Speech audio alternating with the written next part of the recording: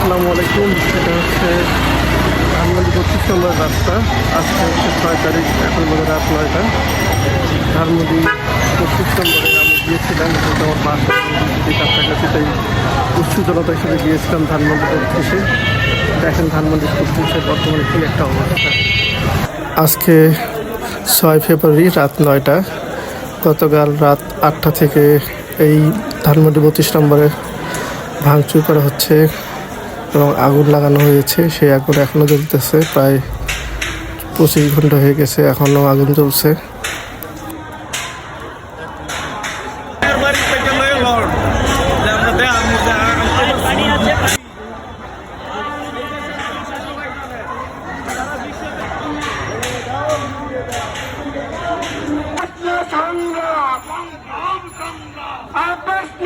কোনোভাবেই আওয়ামী লীগের যে দালাল